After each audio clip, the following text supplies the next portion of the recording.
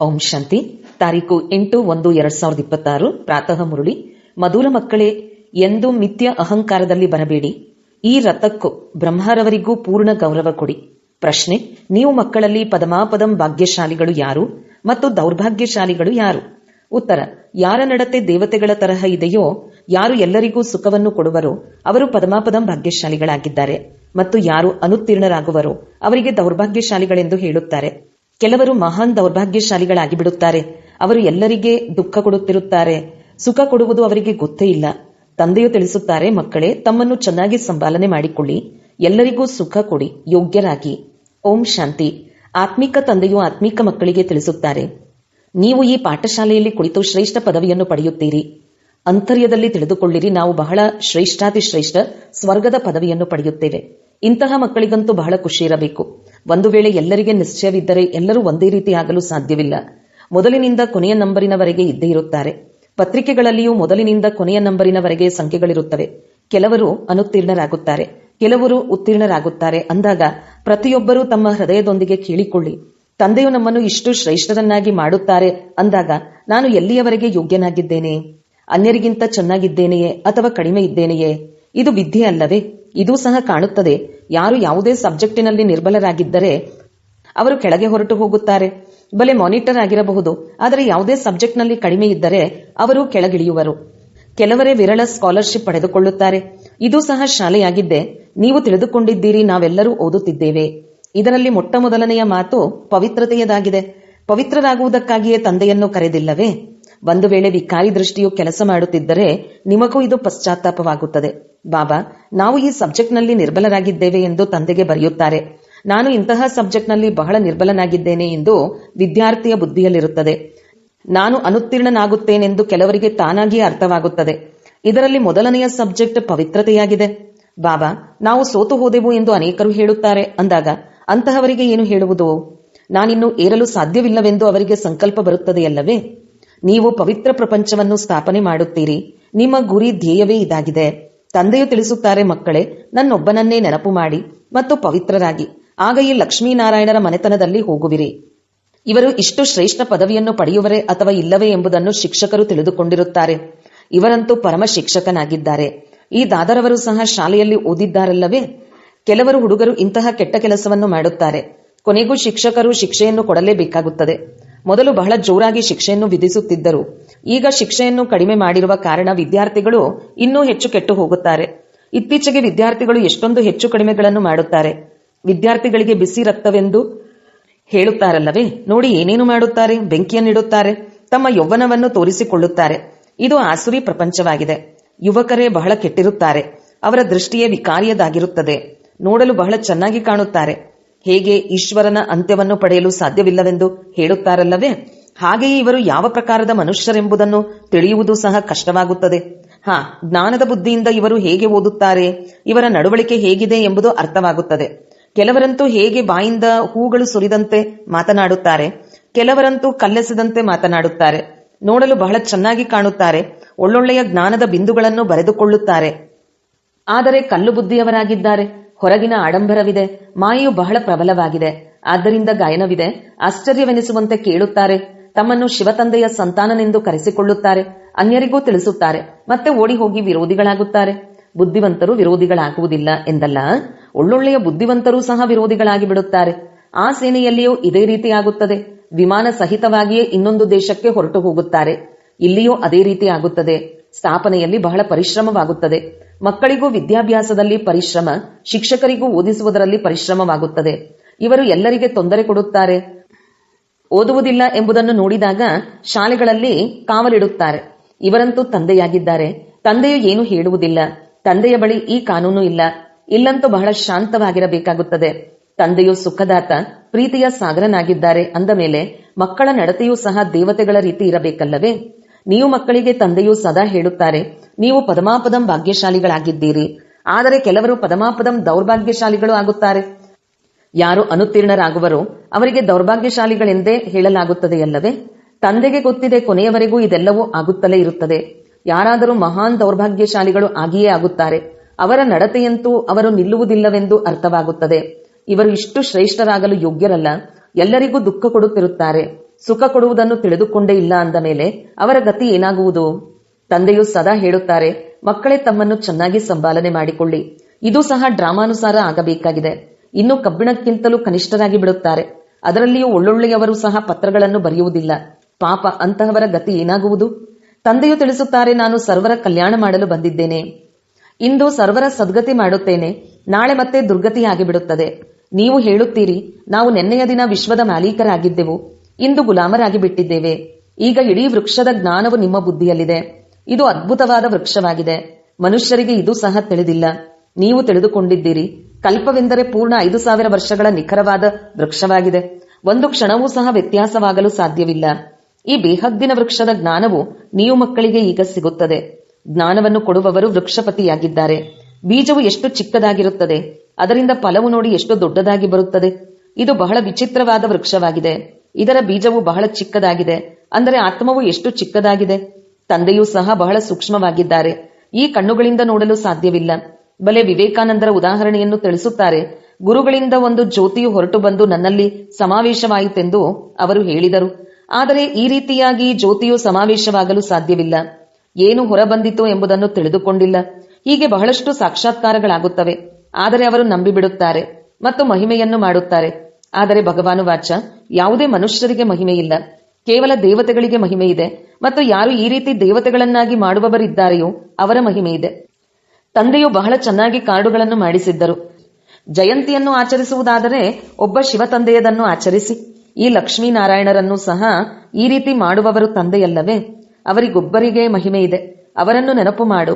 ಇವರು ಬ್ರಹ್ಮರವರು ಸಹ ಹೇಳುತ್ತಾರೆ, ನಾನು ಶ್ರೇಷ್ಠಾತಿ ಶ್ರೇಷ್ಠನಾಗುತ್ತೇನೆ ಮತ್ತು ಕೆಳಗೂ ಇಳಿಯುತ್ತೇನೆ. ಶ್ರೇಷ್ಠಾತಿ ಶ್ರೇಷ್ಠ ಲಕ್ಷ್ಮೀನಾರಾಯಣರು ಮತ್ತೆ 84 ಜನ್ಮಗಳ ನಂತರ ಕೆಳಗಿಳಿಯುತ್ತಾರೆ. ತತತ್ವಂ ಎಂಬುದು ಯಾರಿಗೂ ತಿಳಿದಿಲ್ಲ. ನೀವೇ ವಿಶ್ವದ ಮಾಲೀಕರಾಗಿದ್ದೀರಿ. ನಂತರ ಏನಾಗಿ ಬಿಟ್ಟಿರಿ? ಸತ್ಯಯುಗದಲ್ಲಿ ಯಾರಿದ್ದರು? ನಂಬರ್ವಾರ್ ಪುರುಷಾರ್ಥದ ಅನುಸಾರ ನೀವೇ ಇದ್ದಿರಿ. ರಾಜ ರಾಣಿಯೂ ಇದ್ದರು. ಸೂರ್ಯವಂಶಿ, ಚಂದ್ರವಂಶಿ, ರಾಜಧಾನಿಯವರು ಇದ್ದರು. ತಂದೆಯು ಎಷ್ಟು ಚೆನ್ನಾಗಿ ತಿಳಿಸುತ್ತಾರೆ. ನಡೆಯುತ್ತಾ ತಿರುಗಾಡುತ್ತಾ ಈ ಸೃಷ್ಟಿ ಚಕ್ರದ ಜ್ಞಾನವು ನೀವು ಮಕ್ಕಳ ಬುದ್ಧಿಯಲ್ಲಿರಬೇಕು. ನೀವು ಚೈತನ್ಯ ಲೈಟ್ ಹೌಸ್ ಆಗಿದ್ದೀರಿ. ಇಡೀ ವಿದ್ಯೆಯು ಬುದ್ಧಿಯಲ್ಲಿರಬೇಕು. ಆದರೆ ಆ ಸ್ಥಿತಿ ಇನ್ನೂ ಆಗಿಲ್ಲ. ಆಗುವುದಿದೆ. ಯಾರು ಪಾಸ್ ವಿತ್ ಹಾನರ್ ಆಗುವರೋ ಅವರದು ಈ ಸ್ಥಿತಿ ಇರುವುದು. ಇಡೀ ಜ್ಞಾನವು ಬುದ್ಧಿಯಲ್ಲಿರುವುದು. ಆಗಲೇ ತಂದೆಯ ಮುದ್ದಾದ ಮಕ್ಕಳು, ಪ್ರಿಯ ಮಕ್ಕಳೆಂದು ಕರೆಸಿಕೊಳ್ಳುವರು. ಇಂತಹ ಮಕ್ಕಳ ಮೇಲೆ ತಂದೆಯು ಸ್ವರ್ಗದ ರಾಜ್ಯಭಾಗ್ಯವನ್ನು ಬಲಿಹಾರಿ ಮಾಡುತ್ತಾರೆ. ತಿಳಿಸುತ್ತಾರೆ, ನಾನು ರಾಜ್ಯಭಾರ ಮಾಡುವುದಿಲ್ಲ, ನಿಮಗೆ ರಾಜ್ಯಭಾಗ್ಯವನ್ನು ಕೊಡುತ್ತೇನೆ. ಇದಕ್ಕೆ ನಿಷ್ಕಾಮ ಸೇವೆ ಎಂದು ಹೇಳಲಾಗುತ್ತದೆ. ಮಕ್ಕಳಿಗೆ ತಿಳಿದಿದೆ, ತಂದೆಯು ನಮ್ಮನ್ನು ತಲೆಯ ಮೇಲೆ ಕೂರಿಸಿಕೊಳ್ಳುತ್ತಾರೆ ಅಂದ ಮೇಲೆ ಇಂತಹ ತಂದೆಯನ್ನು ಎಷ್ಟೊಂದು ನೆನಪು ಮಾಡಬೇಕು.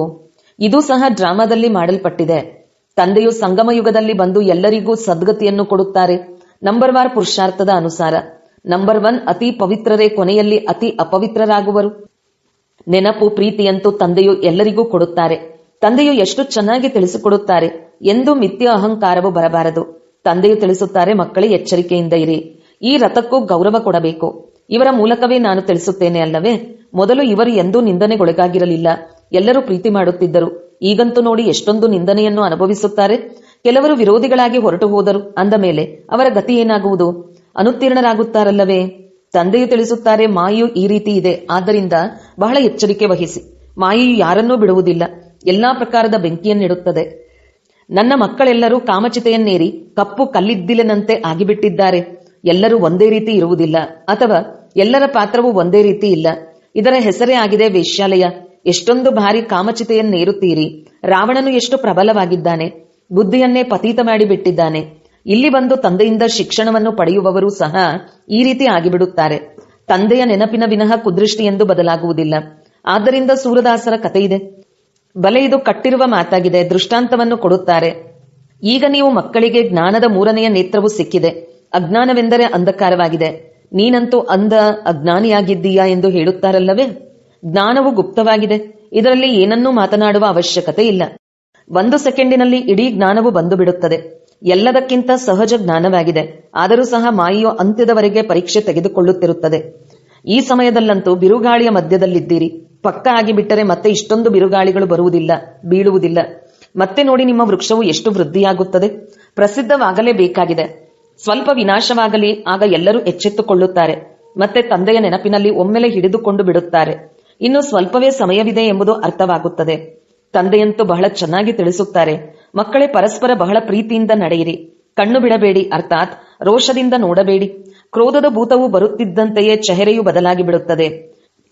ನೀವಂತೂ ಈ ಲಕ್ಷ್ಮೀನಾರಾಯಣರಂತಹ ಚೆಹರೆ ಉಳ್ಳವರಾಗಬೇಕು. ಗುರಿ ಧ್ಯೇಯವು ಸನ್ಮುಖದಲ್ಲಿದೆ. ಯಾವಾಗ ವರ್ಗಾವಣೆ ಆಗುವರೋ ಆಗ ಕೊನೆಯಲ್ಲಿ ಸಾಕ್ಷಾತ್ಕಾರವಾಗುತ್ತದೆ. ಹೇಗೆ ಆರಂಭದಲ್ಲಿ ಸಾಕ್ಷಾತ್ಕಾರವಾಯಿತೋ ಹಾಗೆಯೇ ಅಂತ್ಯದ ಸಮಯದಲ್ಲಿ ಬಹಳ ಪಾತ್ರವನ್ನು ನೋಡುತ್ತೀರಿ. ನೀವು ಬಹಳ ಖುಷಿಯಾಗುತ್ತೀರಿ.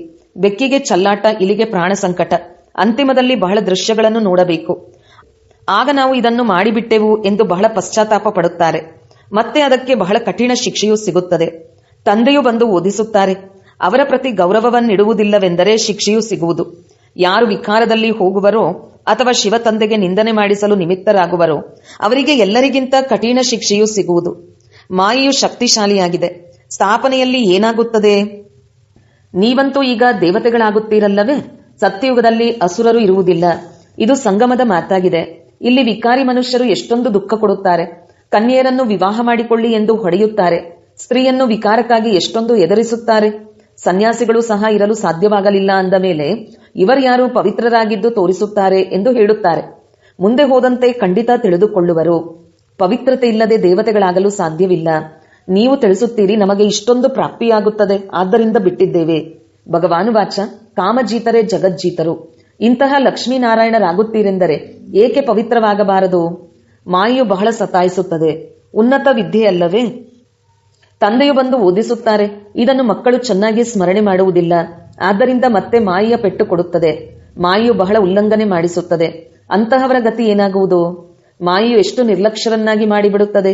ಅಹಂಕಾರದಲ್ಲಿ ತೆಗೆದುಕೊಂಡು ಬರುತ್ತದೆ. ಮಾತೆ ಕೇಳಬೇಡಿ. ನಂಬರ್ ವಾರ್ ರಾಜಧಾನಿ ಆಗುತ್ತದೆ ಅಂದ ಮೇಲೆ ಯಾವುದೋ ಕಾರಣದಿಂದಲೇ ಆಗುತ್ತದೆಯಲ್ಲವೇ? ಈಗ ನಿಮಗೆ ಭೂತ, ಭವಿಷ್ಯತ್, ವರ್ತಮಾನದ ಜ್ಞಾನವೂ ಸಿಗುತ್ತದೆ ಅಂದ ಮೇಲೆ ಎಷ್ಟು ಚೆನ್ನಾಗಿ ಗಮನ ಕೊಡಬೇಕು. ಅಹಂಕಾರವು ಬಂದರೆ ಅವರು ಸತ್ತರು. ಮಾಯೆಯು ಒಮ್ಮೆಲೆ ಕನಿಷ್ಠರನ್ನಾಗಿ ಮಾಡಿಬಿಡುತ್ತದೆ. ತಂದೆಯ ಆಜ್ಞೆಯ ಉಲ್ಲಂಘನೆಯಾಯಿತೆಂದರೆ ಮತ್ತೆ ತಂದೆಯನ್ನು ನೆನಪು ಮಾಡಲು ಸಾಧ್ಯವಾಗುವುದಿಲ್ಲ. ಒಳ್ಳೆಯದು. ಮಧುರಾತಿ ಮಧುರ ಅಗಲಿ ಹೋಗಿ ಮರಳಿ ಸಿಕ್ಕಿರುವ ಮಕ್ಕಳ ಪ್ರತಿ ಮಾತಪಿತಾ ಬಾಬ್ದಾದರವರ ನೆನಪು, ಪ್ರೀತಿ ಹಾಗೂ ಸುಪ್ರಭಾತ. ಆತ್ಮೀಯ ಮಕ್ಕಳಿಗೆ ಆತ್ಮೀಯ ತಂದೆಯ ನಮಸ್ತೆ. ಧಾರಣೆಗಾಗಿ ಮುಖ್ಯ ಸಾರ. ಬಂದು ಪರಸ್ಪರ ಬಹಳ ಪ್ರೀತಿಯಿಂದ ನಡೆದುಕೊಳ್ಳಬೇಕು. ಎಂದೂ ಕ್ರೋಧದಲ್ಲಿ ಬಂದು ಒಬ್ಬರು ಇನ್ನೊಬ್ಬರನ್ನು ರೋಷದಿಂದ ನೋಡಬಾರದು. ತಂದೆಯ ಆಜ್ಞೆಯ ಉಲ್ಲಂಘನೆ ಮಾಡಬಾರದು. 2. ಪಾಸ್ ವಿತ್ ಹಾನರ್ ಆಗಲು ವಿದ್ಯೆಯನ್ನು ಬುದ್ಧಿಯಲ್ಲಿಟ್ಟುಕೊಳ್ಳಬೇಕು.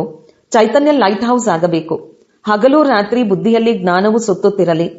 ವರದಾನ: ಸರ್ವಶಕ್ತಿವಂತ ತಂದೆಯ ಅಧಿಕಾರದಿಂದ ಪ್ರತಿಯೊಂದು ಕಾರ್ಯವನ್ನು ಸಹಜಗೊಳಿಸುವಂತಹ ಸದಾ ಅಟಲ ನಿಶ್ಚಯ ಬುದ್ಧಿ ಭವ.